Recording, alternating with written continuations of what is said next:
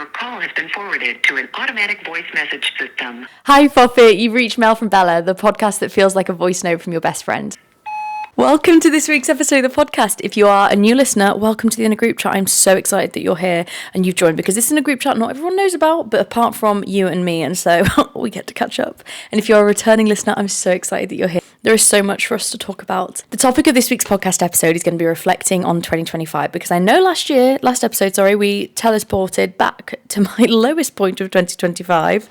And I think it's important to reflect back on that in this episode and think about how much has changed, think about how things changed.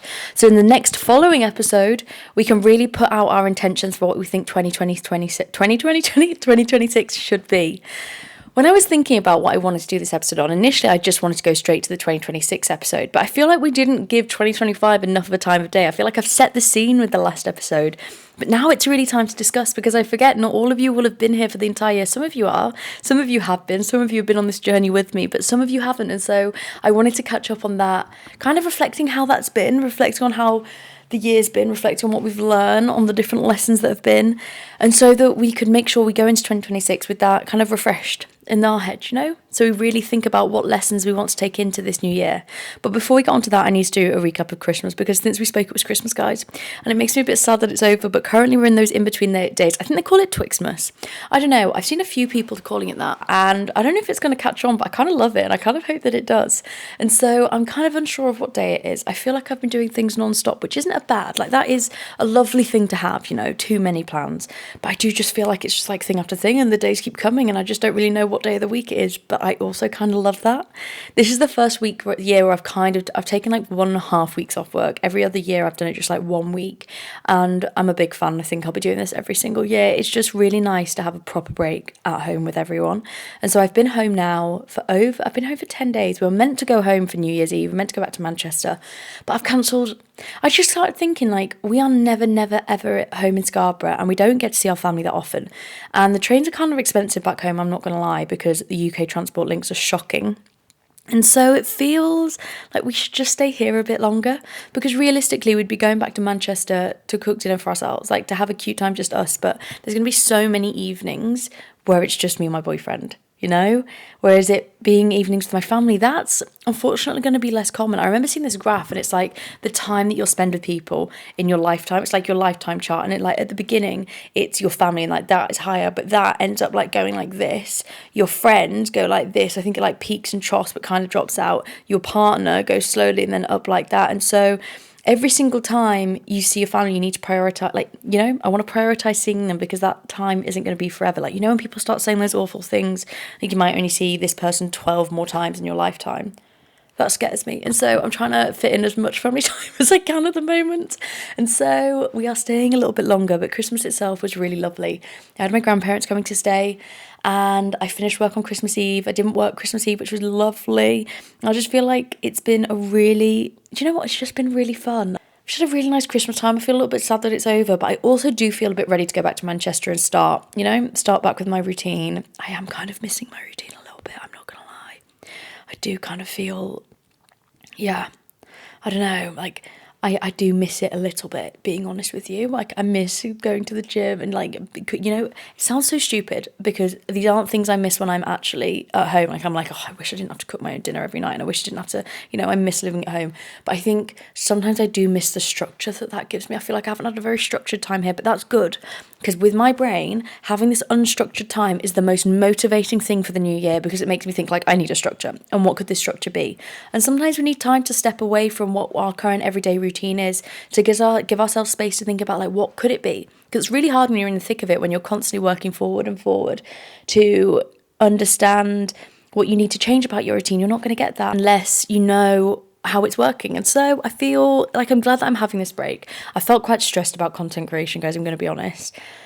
The whole having social media over Christmas and not knowing when to take a break and how to take a break, and it's kind of hard to fit it in because no one's working and I don't want to work, but I know I have to work, and it's just like, I've put myself under quite a lot of pressure, and today I start to feel like quite overwhelmed with how much I had left to do, which is why today's going to be a shorter podcast episode, because I still want this to be fun, and trying to fit it in around everything else, especially at this time of year, makes it a little bit tricky. But enough about the Christmas update. It's time to talk about what this year's been like, because last week's episode, we time traveled, okay? We went back to the year in March where I didn't get the job I was pretty self-assured I was going to get. I was pretty confident that job was mine. And I think the reason I thought it was mine, I said this in the last episode, was partly because my own convincing abilities to make myself think like it's all part of the universe's big plan. Like, you know, when everything just seems like fall too perfectly. And it was a job interview that was lined up exactly after I quit my job. It all seemed to fall in perfectly. And it just like I didn't end up getting it. But I'd fully convinced myself I was going to get it. And I can tend to do these things. And I've learnt my lesson because convincing yourself you're going to get something isn't always the best option. But then it's hard because if you start thinking you're not going to get it, then how can you manifest it? And you know what? It did work out in the end. And I think this is why I really want to go back to that episode, because I don't think I did this enough, really. Because I don't think you'll get that unless you've been following such a while.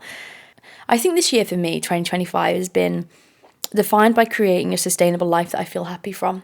You know, I was in a job and I thought it was perfect, and it was perfect on paper, and it was pretty well paid, and it was, you know, a job straight out of uni, and I didn't have a gap in my CV. I literally did my master's. I got the job in the July, ready. I walked out of my master's and went straight into a job. I had it all lined up. Everything was perfect, and I really wanted to be really enjoying it and really great at it, but it was just not for me, and I just didn't like it. But I'd never quit anything before.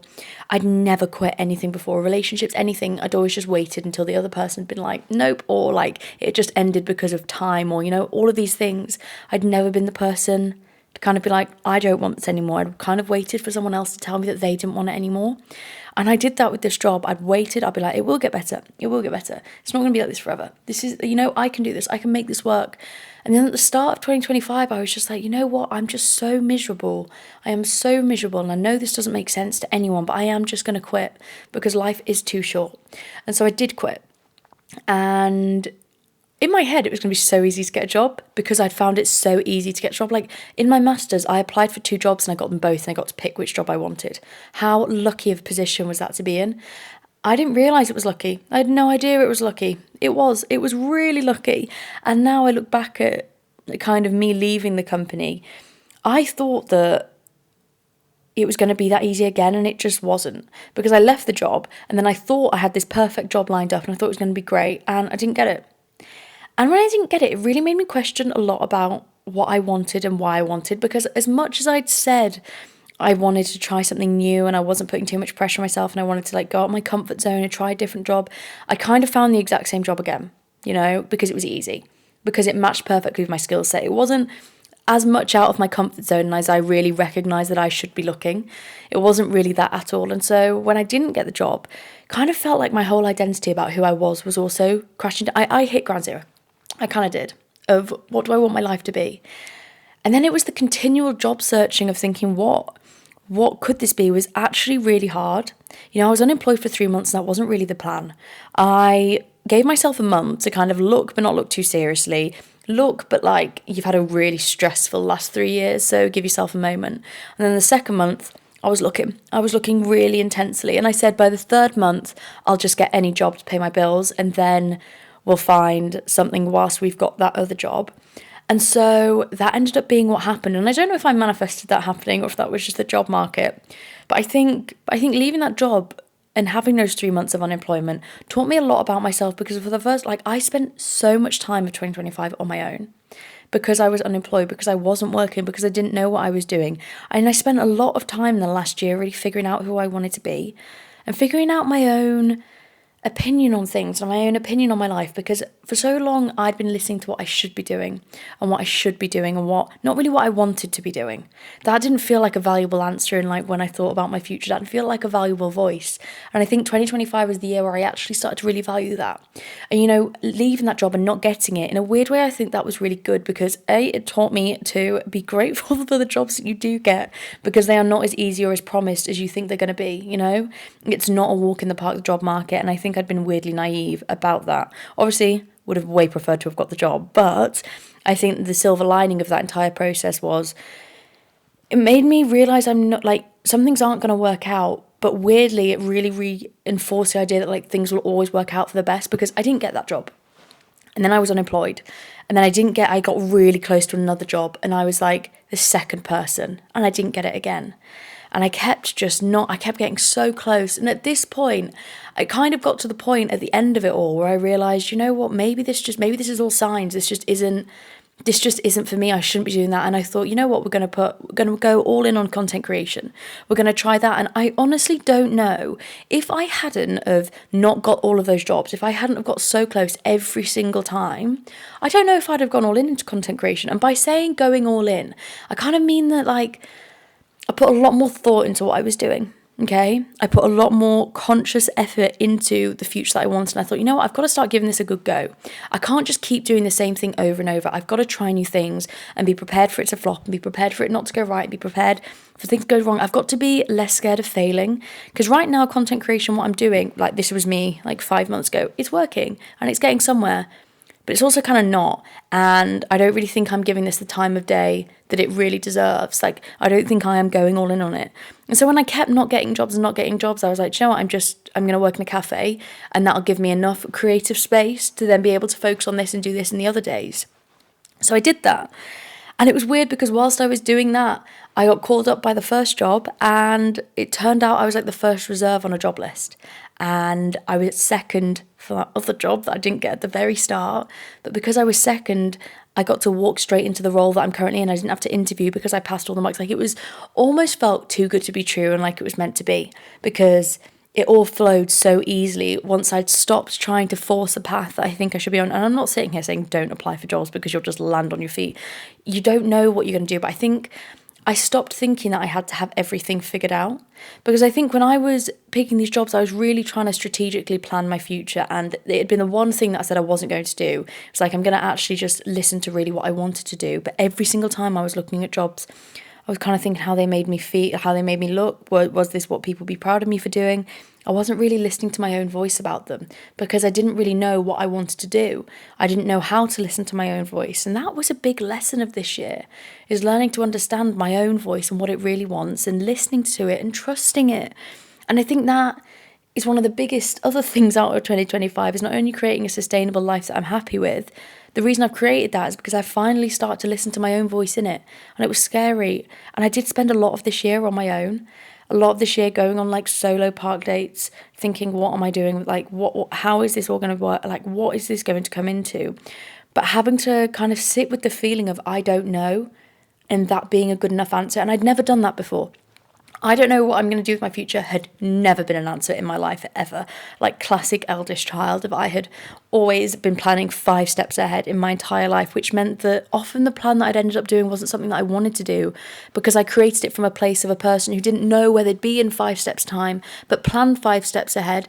And that made me go on a path that like wasn't actually most in tune with the version I was when I was doing those things, because I was planning it from a past version of myself. And you grow so much, you change so much, like the version of you that you are when you're doing these things that you planned to do so long ago evolves and changes. But there was no wiggle room in my plan to let myself work out who that could be.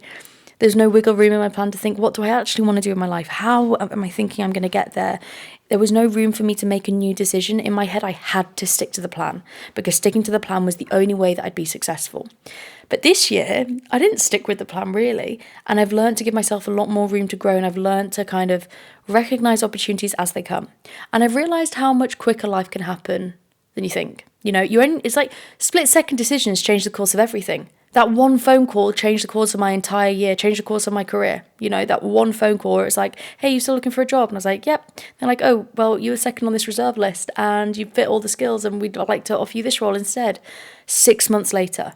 But I didn't know that was going to happen at the start, but I'm so, like, obviously if I'd got employed straight away, that would have been amazing. I'm not sitting here saying it wouldn't have been, but weirdly, that entire, like, maybe it's like 6 months or 5 month process where of working out who I wanted to be and being panicked about it, and then having to reside to the fact that all I can do is keep putting myself out there and trying to do the things that I want to do, but if it's not meant to be, it won't be, and some things we can't control. That was a really important lesson too, because like this year I failed at things, and I'd never been very good at failing. And it's weird because yesterday I was sorting through like all the old pet stuff in my room, which is quite a good job to do whilst you're home, to be honest, guys, would highly recommend. And I came across all of my old essays from university, and this grades were on the front from like my lab classes, and I was just doing really badly. I was doing actually really badly. Like, I was not getting good grades at all. And I started to feel this sicky, panicky thing again. And it was ridiculous because I'd done this so long ago. Like, this was me so long ago who'd completed these different exams, and it wasn't the current version of me now. And yet I still felt that sicky feeling because I felt scared of failing. I felt like I was being shouted at. I felt like I'd been told off. I felt like something bad had happened. But this year I've had to fail. I've applied for so many jobs and haven't got them. And I've had to accept that, like, I'm not the right person for that and someone else has got it, and that's okay. And that was hard to sit with. And in doing that, I kind of realised that I still like me, even if I have those things I thought were really impressive. And in doing that, in valuing myself outside of the achievement so much more this year, I've created a life that I'm really happy in, because not everything I've done has been to be viewed as successful, you know? I've done things that haven't been super traditional. I've taken a 4-day work week. That doesn't make sense to a lot of people. And I've had to explain that a lot this Christmas. And it doesn't make sense to a lot of people. But that's okay because it makes sense to me. And would me of a year ago ever have done that? No chance. Absolutely not. I couldn't even quit a job I was absolutely miserable in, let alone take it down a notch and not actually be earning as much as I possibly could and feeling like I was behind everyone else. Not that you are when you do that, but, you know, in my head, that's what I was feeling. For the first time ever, I've started to do things that make sense to me, and weirdly, they've turned out right. Because you do know yourself better than you think you know yourself. Even when everyone else is telling you it's a wrong decision, you know, when you deep down, you know it's the right thing for you. That's kind of what this year has taught me, how to listen to that voice. And I think, watching back on that episode of the podcast last week, it was really felt quite like full circle, because here I am at the end of the year and I've got a job that I really love, and I'm really happy in my house in Manchester, and I've got friends in Manchester now, and I've got like a social circle, which I didn't really have that much before. I did have friends, but it takes a while to settle into living into a new city. Like, I moved from London only like August 2024 I left London, and now I'd been in Manchester like over a year, and I started to feel really settled and I have a nice life there. And I feel happier in myself. And I've realised I don't feel anxious all the time anymore. And it's funny because I read a diary entry from 2022. And the start of it was like, I feel anxious today, but I feel anxious every single day. So that's nothing new. And this year I haven't felt anxious every single day. And that, for me, is like one of the biggest milestones, because I really thought I'd feel that way forever. Like, I really thought I'd feel anxious and overwhelmed and chronically stressed. I thought that was a personality trait. I didn't realise that was actually a reaction to an environment that wasn't meant for me. Because this year has been the year that I've learned that you can't force something that's meant for you. Like, you won't feel peace in something that's not meant for you.